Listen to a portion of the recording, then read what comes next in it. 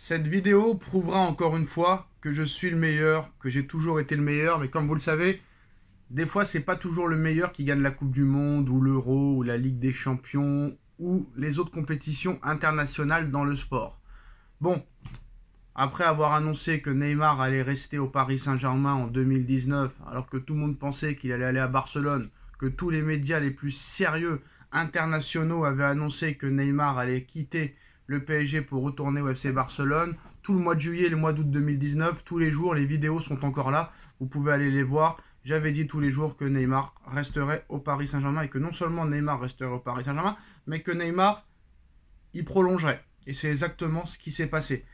En 2020, j'avais annoncé très clairement que Messi ne renouvellerait pas son contrat avec le FC Barcelone, qui était en fin de contrat en 2021, un an avant, même pendant le Final 8 de la Ligue des Champions où le PSG avait fait une finale contre le Bayern de Munich, malheureusement perdu.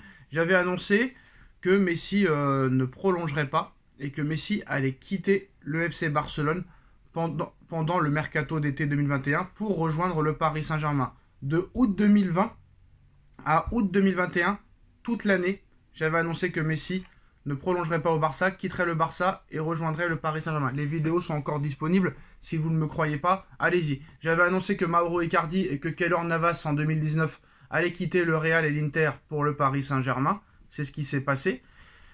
Après, j'avais annoncé aussi pendant 2 ans, de 2019 à 2021, que Donnarumma ne prolongerait pas avec l'AC Milan à l'époque et qu'il rejoindrait gratuitement le Paris Saint-Germain.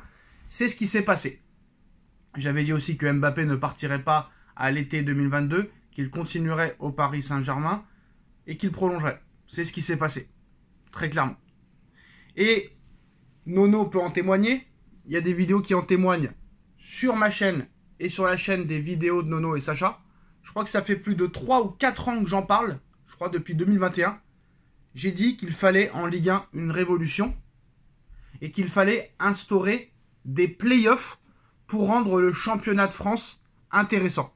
J'avais proposé par exemple que les 4 premiers de Ligue 1, au lieu de sacrer le premier du classement champion de France, j'avais proposé depuis 4 ans que ce serait beaucoup plus intéressant et beaucoup mieux de faire et d'instaurer des playoffs, c'est-à-dire les 4 premiers de Ligue 1 vont en demi-finale de championnat de France. Sur un match, les 4 équipes s'affrontent sur une demi-finale.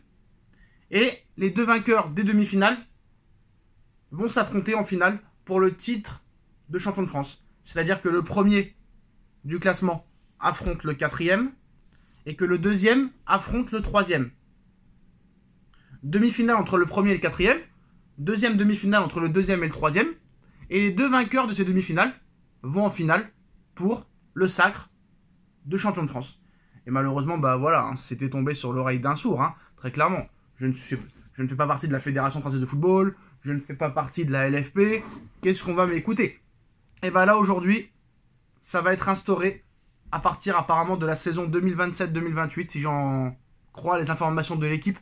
La Fédération Française de Football veut instaurer des playoffs pour désigner le vainqueur de la Ligue 1. Le football français va se réinventer ces prochains mois. Philippe Diallo a présenté diverses réformes aujourd'hui dans la continuité du travail réalisé par les sénateurs Laurent Lafont et Michel Savin. Le président de la FFF a par exemple annoncé la mort prochaine de la Ligue de football professionnel pour la création d'une société commerciale dominée par les clubs et quelques changements de compétences également. Outre les instances et la structure globale, la formule du championnat de France va être réformée et très rapidement pourrait l'être et sera plus vaste. Elle qui est déjà passée de 20 clubs à 18 clubs, un groupe de travail mené par Damien Comolli étudie cela.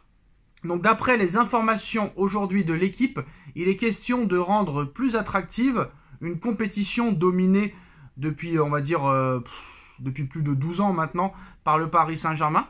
Donc l'une des pistes envisagées est l'instauration de play-off une fois la phase de championnat terminée, comme c'est le cas en rugby par exemple en top 14.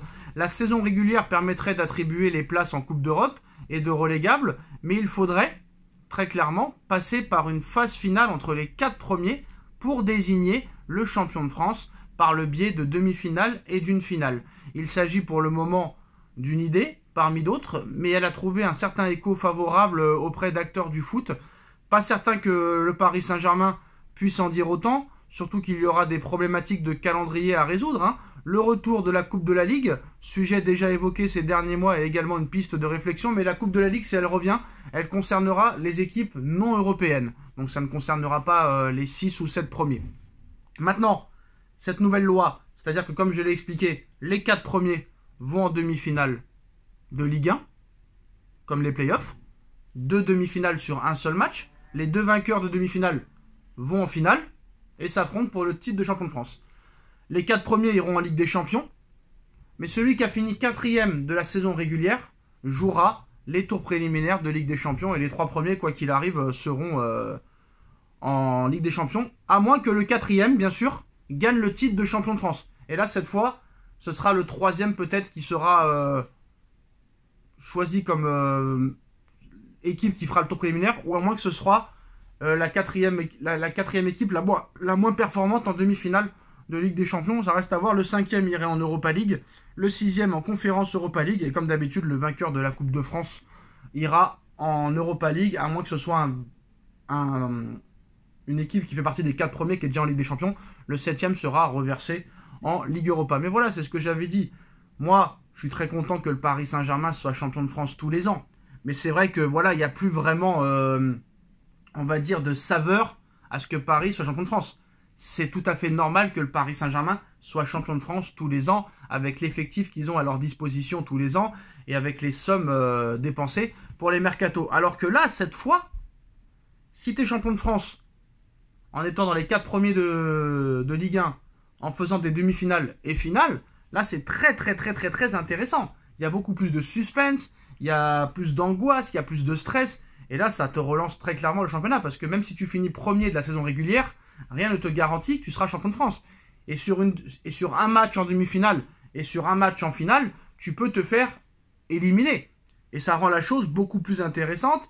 Ça permettra aussi au Paris Saint-Germain peut-être d'éviter de mettre les équipes B à la fin pour rester aussi très intensif si jamais il y a une demi-finale de Ligue des Champions qui arrive ou une finale dans les années précédentes. Donc voilà, donc c'est une piste de réflexion. Moi je trouve ça vraiment très intéressant. J'espère que ce sera mis en rigueur et j'espère que ce sera mis en place très longtemps. Mais je trouve que c'est vraiment une très bonne idée d'instaurer ce genre de réforme pour la Ligue 1. Voilà les gars, c'est l'information de cette soirée.